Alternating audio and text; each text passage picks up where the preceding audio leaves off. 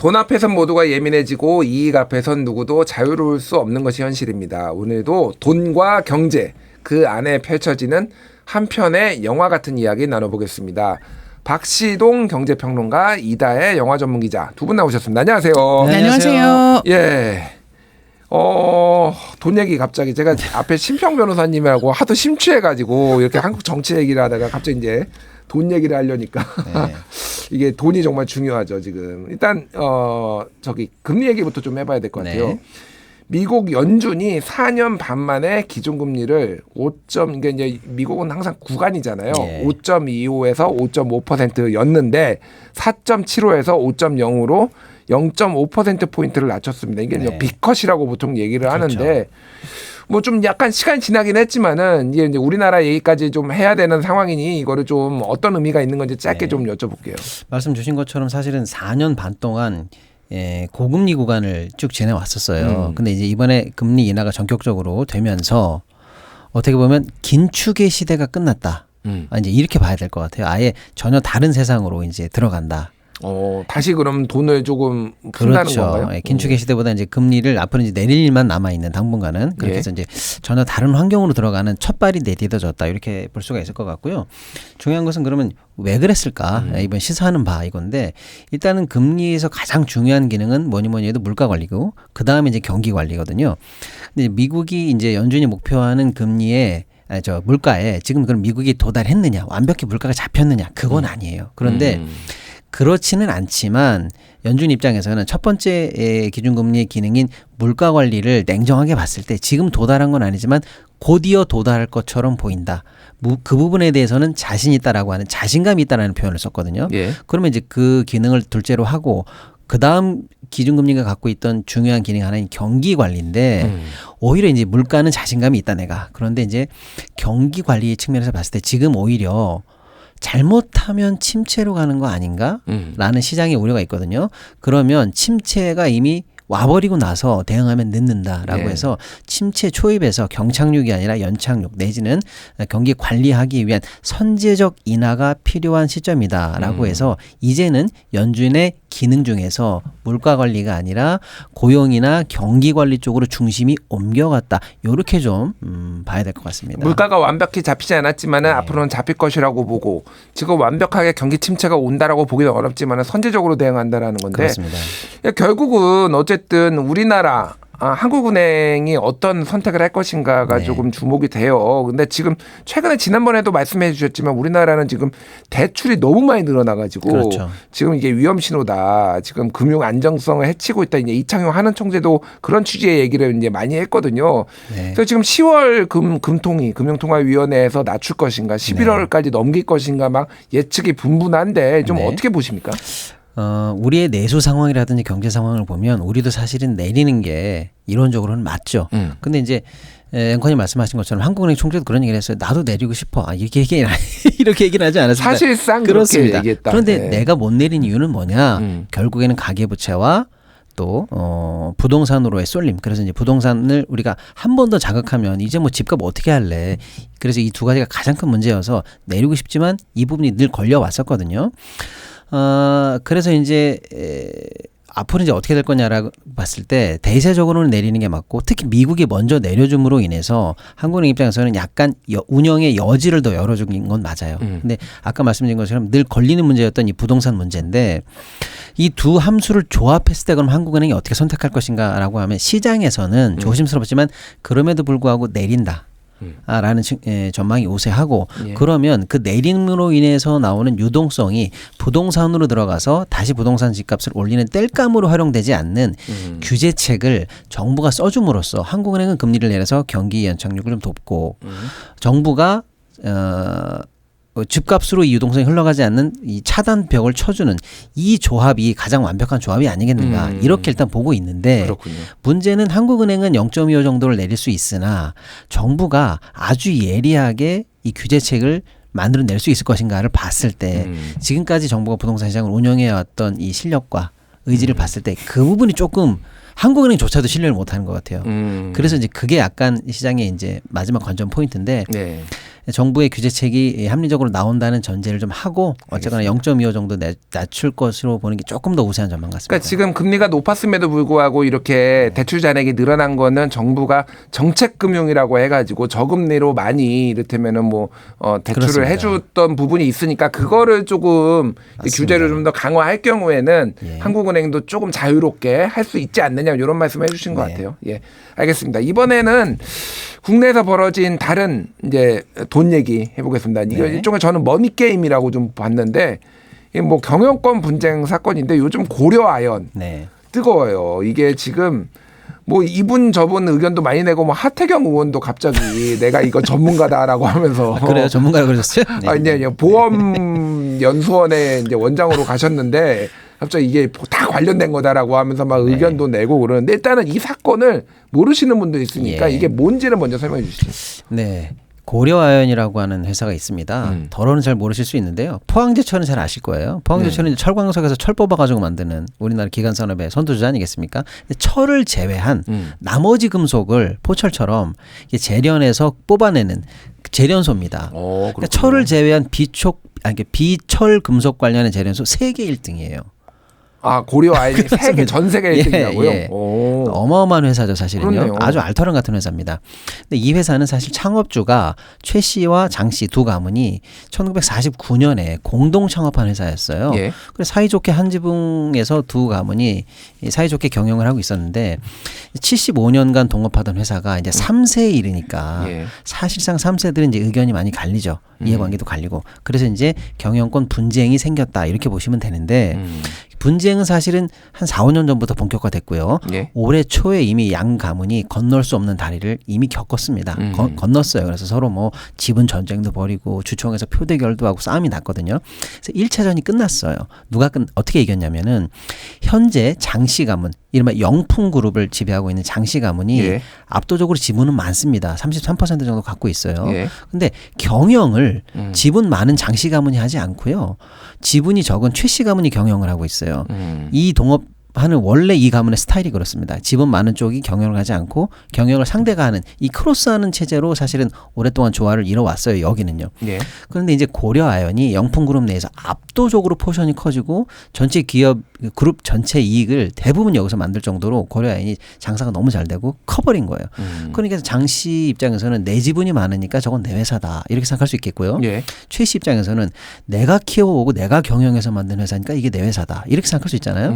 근데 올 초에 이미 분쟁을 한번 겪었다고 그랬잖아요. 예. 이때 넘어올 수 없는 다리를 건넜는데 지분이 많은 장 씨가 졌어요. 왜 졌냐? 최 씨는 지분이 적은데 그동안 우호 지분, 이른바 백기사죠. 예. 현대차, LG화학, 한화 같은 우호 지분에게 주식을 많이 줌으로써 내 지분은 적지만 내 친구들 지분, 우호 지분을 확대해서 같이 싸워보니까 이겨버린 거예요. 그러니까 장씨 입장에서는 지분이 많다고 해서 방심하던 터에 이제 완전히 내가 그러면 경영도 못해 지분 전쟁에서도 져 이런 상황에 몰린 거 아닌가라고 하니까 이 상황을 더 이상 방치하기 어렵다고 생각한 것 같아요. 그래서 예.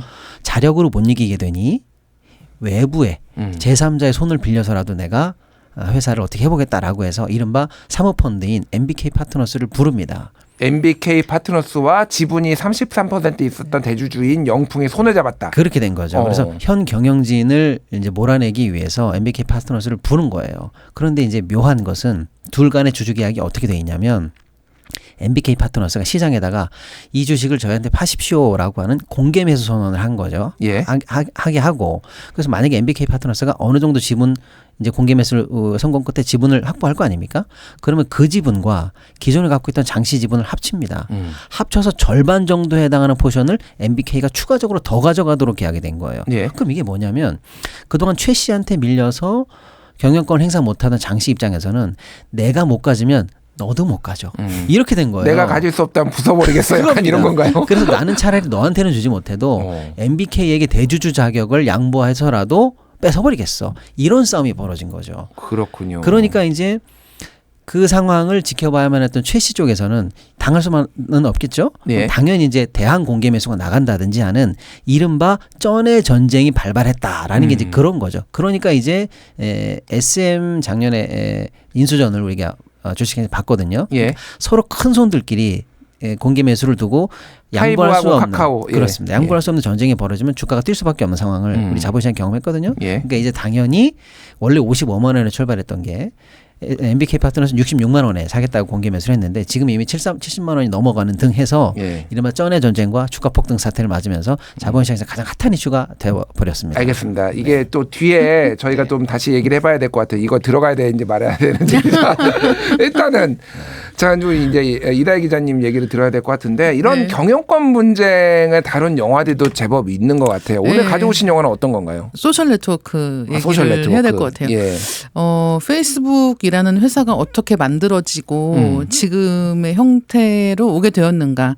거기서 가장 중요한 국면인 이 지분과 관련된 법정 소송을 영화로 만든 작품인데요. 예. 소셜 네트워크라는 말 자체가 어떻게 보면 사회적 관계에 대한 이야기잖아요. 그리고 SNS라고 하는 그 페이스북 서비스의 가장 기본적인 방향을 이야기를 하고 있는데 처음에 페이스북이 어떻게 시작되었는지부터 시작을 합니다. 마크 저커버그 예, 얘기잖아요. 맞습니다. 그러니까 예. 이 영화에는 보통 이런 영화 보면 실명으로 안 나오고 다른 이름을 만들어주잖아요. 여기는 모두가 실명으로 나옵니다. 아, 실명이요? 네, 그래서 마크 저커버그가 나오는 거예요. 그래서 이제 여자친구한테 차였는데 차인 다음에 뭔가 복수심에 불타서 이제 자기 하버드에 다니는 여학생들을 가지고 이제 일종의 이상형 월드컵 같은 사이트를 만듭니다. 예. 그러니까 여학생하고 여학생 얼굴 놓고 누가 더 마음에 드는가 이거를 이제 투표하게 만드는 이런 사이트를 만든 게 페이스북의 시작인 거예요. 근데 처음에 그 사이트는 그런 기능만 있었던 거죠. 근데 예. 그걸 이제 화제가 되는 걸 보고 다른 학생들이 찾아옵니다. 이게 윙클보스 형제라고 하는 형제 둘이 찾아와서는 어떤 얘기를 하냐면 지금 이 학생들끼리 그러니까 굉장히 익스클루시브하게 학생들끼리만 이제 확인할 수 있는 이런 사이트를 좀 더 크게 만들어 보자라고 아이디어를 주는 거예요. 예. 그리고 그 얘기를 듣고 보니까 마크 저커버그가 아 이거 해볼 만하겠다라고 생각을 하고는 아이디어를 듣고 자기가 사이트를 만들어 버리는 거예요. 아. 그러니까 그쪽에다가는 뭘 하고 있다는 말도 안 하고 예. 그냥 얘기를 들은 다음에 그 아이디어를 자기 방식으로 확장 발전시켜서 만든 게 페이스북입니다. 그러니까 도의상으로는 사실은 그러면은 욕 먹을 텐데 네. 이게 이제 만약에 법적으로 가면은 또 그렇죠. 다른 문제잖아요. 맞아요. 사실은. 예. 그래서 이 윙클보스 형은 처음에는 그냥 약간 무관심하게 있다가 어느 날부터인가 학생들이 이제 페이스북 얘기를 하는 거죠. 그래서 이게 뭐야라고 보니까 지금 마크 저커버그라는 애가 우리 얘기를 듣고는 우리 건 안 하고 자기가 먼저 사이트를 만들어 버렸다는 것을 알게 됩니다. 이제 그런 다음에도 한동안은 잠잠하게 있는데 이제 조정 경기를 하는 학생들이란 말이에요. 이 윙클보스 형제는. 근데 자기네들이 경기에서 진 날 이제 이 경기에서 진 것조차도 영국을 포함해서 전 세계에 있는 페이스북 사이트를 이용하는 사람들이 다 보고 있다는 사실을 알게 된 다음에 너무 화가 나는 거죠. 그래서 그때부터는 법정 전쟁으로 가게 됩니다. 근데 문제는 이 사람만 있는 게 아니에요. 처음에 이 페이스북을 시작할 때 마크 저커버그가 이제 기술을 담당을 하고 CFO로 자기 친구를 끌어들입니다. 예. 그래서 이 친구가 뭐 한 18,000달러인가 이렇게 이제 투자를 하고 뭐 이런 식으로 해서 처음에는 같이 사이좋게 이 회사를 만드는 거예요. 근데 회사가 굉장히 빠른 속도로 크고 투자를 큰 액수로 받기 시작하니까 이 친구가 필요가 없는 거죠. 이제 그러면서 이 친구의 지분을 몇 번의 계약과 뭐 유상증자 같은 것들을 통해서 점점 낮춥니다. 희석시켰군요. 그러니까. 그렇죠. 예. 그리고 그 희석시킨다는 사실을 친구 본인은 모르고 있다가 가장 결정적인 그러니까 34% 지분이 0.3%로 떨어집니다. 그래서 그런 30%에서 0.3. 네네네. 너무 드라마틱한데. 그렇죠. 예. 그래서 그런 식으로 극적으로 떨어뜨리고 나니까 이제 그제서야 이 친구는 알게 되는 거예요. 내가 뒤통수를 맞았구나라는 사실을 알게 되면서. CFO인데 그렇게 되는 건 모르면 무능한 거 아닌가요? 그렇죠. 그러니까 어떻게 보면 이게 학생들끼리 시작한 거였기 때문에 예.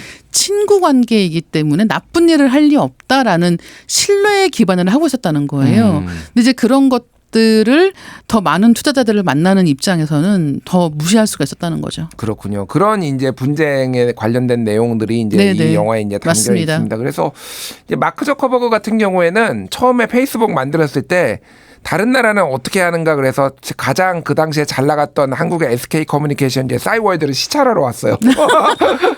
전 세계에서 가장 잘 나가는 그쵸, 맞아요. 소셜 네트워크. SNS는 뭔가 어떻게 하고 있나 그래서 와서 보더니 뭐 별거 없네. 그러고 가가지고 페이스북을 세계적인 회사로 키웠다라는 이런 우리 입장에서는 굉장히 좀 너무 아까워요. 쑥스러워요 사실은. 싸이월드 아이디어 좋았는데. 예, 그러니까요. 저도 싸이월드 예전에 있었는데 다시 부활시키려고 했는데 또 잘 안 됐어요. 이게 그쵸. 한번 트렌드가 넘어가면은 그 적절한 타이밍에 사실은 딱 들어가가지고 어떻게 맞아요. 회사를 키우느냐가 굉장히 중요한 것 같습니다. 네. 아 그렇군요. 일단 뭐. 이 지금 뭐 들으시면은 이 상황하고 지금 고려 아연하고는 좀 어떤 유사점 공통점이 좀 있을까요?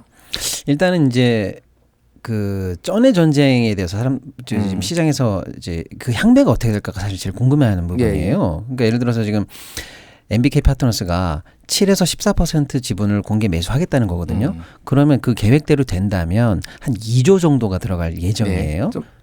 짧게. 네. 그러니까 아무튼 거기에 대응하는 고려아연도 그러면 그 절반 정도 이상의 안에 돈이 들어가겠죠. 그러니까 지금 벌어진 쩐의 전쟁 규모가 역대 공개 매수 관련해서 가장 큰 규모의 쩐의 전쟁이 벌어졌어요. 그래서 그렇군요. 이 향배가 어떻게 될지가 매우 궁금한 상황입니다. 알겠습니다. 김준일의 뉴스 공감 오늘은 공감 칼럼 경제 얘기하고 있고요.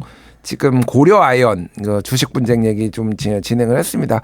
그러니까 조금 여쭤보는 게 지금 이게 약간 묘하게 또 돌아가는 게 영풍이나 MBK 파트너스는 주장을 하는 것이 기존에 있었던 고려 아연 경영진들이 주주들에게 충분하게 이익을 돌려주지 않았다. 그래서 여기에 이제 경영권에 가져오려는 명분의 하나로 그러니까 주주의 가치를 우리가 실현하겠다 뭐 이런 얘기를 또 하고 있어서 이게 약간 최근에 이제 코리아 밸류와 뭐 코리아 디스카운트 막 이러면서 뭐 이제 네티즌들끼리도 뭐 서로 막 싸우고 뭐 이런 상황이 된 것 같더라고요 보니까. 그러니까 사실은 돈만 있다고 이런 그 인수전에서 꼭 승리하는 건 아니거든요. 결국에는 나머지 주주들이 누구 편을 들어서 손을 들어줄 것인가가 중요하니까 민심이라면 민심, 뭐 주주들의 마음을 얻어야 되거든요. 그래서 사실은 돈 전쟁을 이 뒤에 있지만 결국엔 여론전. 명분 싸움 이게 사실은 또 승패를 가리기도 합니다. 그래서 이제 MBK 입장에서는 아니 당신은 사모펀드 아니야. 소위 말하는 회사를 사서 무조건 간에 비싸게 팔고 떠나기만 하면 되는 그런 펀드인데 우리 회사를 왜 살려고 해라는 그런 거에 대해서 명분을 제공한 게 바로 그거죠. 우리가 들어가야 주주 가치가 더 환원이 되고 전문 경영인 체제로 들어가서 잘 할 것입니다. 그리고 우리가 들어가지 않을 수밖에 없는 상황. 지금 굉장히 안 좋습니다. 이런 얘기를 해야 되거든요. 그래서 지금 부채 비율이 많이 늘어났고 그리고 주주 환원도 많이 안 좋다. 이 얘기는 이제 대표적인 명분으로 든 거예요. 근데 그에 대해서 당연히 또 여론전에 나서야 되는 고려 아연 측에서는 반박을 했죠. 예를 들어서 부채 비율이 안 좋아지지 않았다. 심지어는 지금 부채가 뭐 4년 전에 몇백억 수준이었는데 지금 1조 단위로 늘어난 건 맞는데 오히려 현금도 지금 2조 이상이 있다. 그러니까 당장 갚아도 1조 이상이 남는 회사다. 문제 없다. 이런 얘기도 하는 거고요. 주주 환원 대책으로 앞으로 그런 배당을 주당 2만 5천 원까지 하겠다. 이게 MBK의 약간 공약 같은 거였는데 지금까지 고려 아연도 사실 배당 성향이 높은 회사인데 지금까지 2만 5천 원 배당한 적이 없어요. 한 3년 평균으로 하면 18,000원 정도거든요. 그럼 거의 그거보다 10,000원 정도 더 하겠다는 얘기인데 이제 고려아연은 이렇게 얘기하는 거죠. 저거 봐라. 저게 바로 사모펀드의 전형이다. 우리가 미래의 신사업에 투자를 해야 되고 글로벌리하게 더 나가야 되는 회사를 위해서 미래 전략 사업에 투자를 해야 되는데 그 돈까지도 다 그냥 배당으로 해서 뽑아 먹겠다는 것들 아니냐. 그러니까 저게 바로 약탈적 펀드의 모습이다라고 하면서 사실 명분 싸움이 계속되고 있는 중입니다. 그렇군요. MBK가 특히 이제 과거 다른 사례에서도 경영권 분쟁이 있을 때 많이 등장을 했다라고 하더라고요. 뭐 어떤 사례들이 있는 건가요? 그러니까 한미캐피탈을 사서 우리금융주주에 매각하기도 했었고요. 또 웅진코웨이도 마찬가지고요. 그다음에 두산공작기계 같은 알토란 같은 회사도 잘 사서 매각했고 아무튼 이런 이제 성공 사례들을 많은 분들이 기억하실 거예요. 근데 이제 사실은 그런 사례만 있는 건 아니고요. 이제 잘못 발을 담궜다가 고생하고 있는 사례도 있습니다. 이제 MBK 파트너스는 동부가 최대 펀드예요. 그래서 사실 돈이 많아요. 그러다 보니까 이제 중요한 M&A 건이나 분쟁권이 있으면 꼭 개입을 하는 그런 상황인데 고생하고 있는 게 예를 들면 이런 거예요. 딜라이브 우리 케이블 TV. 그런 것도 고생 많이 하고 있고요. 아직도 채권당 관리 중이에요. 아직도 경영 악화 상황이고요. 네파라고 아웃도어 있잖아요. 그것도 지금 실적 악화. 벗어나지 못하고 있고요. 예. 많은 분들이 기억하실 건데 이제 홈플러스. 홈플러스. 예, 이거 지금 산지 한 9년 됐는데 아직도 재매각을 못 하고 있어요. 홈플러스가 사실은 이제 예. 예전에 삼성 계열사 가지고 있다가 그렇죠. 매각한 거 모르시는 분들도 아직 있어요. 그거 그렇죠. 매각이 됐습니다. 그거. 예. 예. 근데 9년째 구조 조정을 강도 높게 했는데도 못 팔고 있죠. 그다음에 이제 BHC 치킨. 예. 예, 요거는 경영 성과는 좋은데 그 대신 프랜차이즈 점주들을 좀 쥐어짜내는 방식으로 해서 결국에는 좀 잔혹한 그런 사모펀드 모습을 보여줬다 이렇게 좀 비판을 좀 받고 있기도 하고요. 최근에는 한국타이어 경영 분쟁에 끼어들었다가 공개에서 실패한 사례도 있습니다. 그래서 여러 우리나라의 굵직굵직한 분쟁권에 개입은 했는데 성공 사례도 있으나 실패하고 고전한 사례도 있습니다. 그래서 이번에 MBK가 들어왔다고 그래서 사모펀드가 이기는 거 아니야? 늘 전적이 좋았던 펀드 아니야? 이렇게 볼 건 아닌 것 같습니다. 예. 그러니까 이번에 제가 요거를 조금 관전을 하면서 궁금했던 게 이게 그 소위 말해서 우리나라에 이제 재벌 대기업들이 이제 우호 지분을 많이 가지고 있잖아요. 물론 이제 현 경영진에 대한 우호 지분도 있지만은 사모펀드를 껴가지고 이렇게 공격하는 것에 대해서 재벌들이 정말 싫어하는 거 아닌가? 저는 약간 이 느낌이 들었어요. 그 우리는 똘똘 뭉쳐가지고 저들을 방어해내겠다라는 뭐 이거 좀 같이 판단하기보다는 어쨌든 우리는 서로 품앗이하자, 도와주자 이렇게 경영권 탈취하려고 하면 그들의 입장에서 이제 탈취니까 이런 게 좀 보이는 것 같아요. 어떻게 보세요? 아주 중요한 시사점을 우리 앵커님 말씀해 주셨는데요. 일단은요.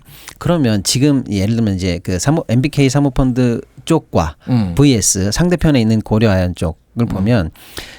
그 최 씨 일가의 지분은 굉장히 낮은데 아까 얘기한 백기사들이 지켜주고 있거든요. 그럼 이 사람들이 지금 왜 지켜주고 있는 거야라고 할 때 재벌 기득권의 모임이다. 뭐 이렇게 볼 여지도 있고요. 사실은 이 회사들은 고려아연과 전략적 시너지 관계가 있기는 있어요. 그걸 납품받아 가지고 금속을 쓰니까요. 그런 관계가 있는데 한편으로 또 지목되는 건 뭐냐면 고등학교 인맥입니다. 아, 고등학교 인맥이요? 황당하죠. 예. 학연. 재벌가 2세, 3세들인데 사실은 이분들이 이제 미국 소위 말하는 명문 사립고의 고등학교 동창들이에요. 아, 그러니까 한국에 있는 고등학교가 아니고 미국에 있는 고등학교요. 그러니까 소위 말하는 친구야, 우리가 남이가. 그럼 네가 어려울 때 내가 도와줘야지. 이런 우호 관계도 있습니다. 그러니까 합쳐서 어쨌건 앵커님 말씀처럼 경제적으로 나한테 이득이 되니까 들어왔다라는 측면으로만 볼 것은 아니고 소위 말하는 인맥이든 혈족이든 기득권 동맹이든 재벌가들이 사실은 똘똘 뭉쳐가지고 지금 뭔가 저항하고 있는 그런 모습 아니냐 이렇게 볼 여지도 있습니다. 그런데 한편으로는요. 이런 것도 좀 중요하게 제가 볼 때는 시사점이 나오고 있는 건데 세계 1위다. 국내 최고의 굵직굵직한 회사다라고 하는데요. MBK 파트너스가 이번에 투여할 예정인 돈이 이게 2조 남짓이에요. 2조면요. 글로벌 펀드 입장에서 보면 껌값이에요. 이거 너무 좀 심하게 얘기했는지 모르겠습니다. 푼돈이라고 그러니까 조달이 쉬운 돈입니다. 근데 2조면요. 이런 회사 휘청거리게 할 수 있거나 잘못하면 먹을 수 있는 겁니다. 그러니까 그동안 우리나라 대기업들의 이 지배 구조가 얼마나 취약하고 왜곡돼 있는가를 보여줄 수 있는 거예요. 연매출이 10조씩 나는 회사인데 2조면 먹을 수 있다라는 게 말도 안 되게 주가가 눌려 있거나 그렇네요. 적은 지분으로 그동안 얼마나 많은 황제적 경영의 전횡을 휘둘러 왔던가 이걸 거꾸로 반증하는 사례입니다. 그래서 이번 쩐의 전쟁이 어떻게 결론날지는 모르겠으나 적어도 앞으로 금융자본의 공격에 대해서 이제는 방어하기 쉽지 않은 시대가 온다. 그래서 왜곡된 지배구조가 곧 종말을 구하지 않으면 스스로도 경영권 지키기 어려운 그런 상황이다라는 걸 교훈으로 좀 삼아야 될 것 같습니다. 아니면 뭐 이제 재벌 연합군들이 같이 나로 품앗이를 하면서 도와주면서 그 연합군들도 뭐 한계가 있을 거예요. 그래서 사실은 이번에 고려아연 최 회장 특도 그 대항하기 위한 대항 매수 자금을 구하기 위해서 지금 있는 시너지 맺어진 전략적 파트너들로부터도 좀 지분 추가 출자를 요구하는 것 같고요. 그걸로도 모자랄 것 같아서 지금 일본 쪽 자본을 얻기 위해서 일본 방문하는 공항에서 사진을 찍히기도 했어요. 뭐 한간에는 뭐 소프트뱅크 등등등의 자본을 지금 타진하고 있다는 얘기도 나오는 것처럼요. 그러니까 우군들로만 갖고는 이런 큰 쩐의 전쟁이 벌어지면 불리합니다. 작년에 있었던 SM 사태도 사실은요. 카카오가 사우디 관련 자본이 뒤에 배경이 있었거든요. 그렇군요. 이다혜 기자님은 이거 어떻게 보십니까? 그러니까 아까 전에 소셜 네트워크 말씀해 주셨는데 그건 그래 영화 결론은 우리가 아는 마크 저커버그가 완승을 하고 다 이렇게 물러나는 그런 거죠. 그러니까 현실하고 비슷한 거죠. 그러니까. 현실하고 똑같이 결말이 나는데요. 이 영화 같은 경우는 아론 소킨이라는 사람이 각본을 썼는데 이 사람이 웨스트윙이라고 하는 미국 정치 드라마 제일 좋아하는 드라마인데. 그렇죠. 정말 최고의 정치 드라마의 각본을 쓴 사람이 이 각본을 썼어요. 그래서 이 당시에 페이스북 관련한 소송 자료를 전부 다 검토하고 이 각본을 썼기 때문에 실제로 그 당시의 상황들을 잘 정확하게 보여주고 있다고 보시면 좋을 것 같고 그래서 마지막에 이제 윙클버스 형제를 포함해서 그 동업자를 포함해서 누가 얼마를 가져갔는지 누가 알려지지 않은 액수로 협의를 받는지 이런 것들에 대해서 이제 다 정리를 합니다. 근데 맨 마지막 장면이 뭐냐면 이제 마크 저커버가 결국은 자기에게 좋은 아이디어를 준 사람 또 자기 창업했던 친구 이런 사람들하고 다 분쟁이 생긴 거잖아요. 네.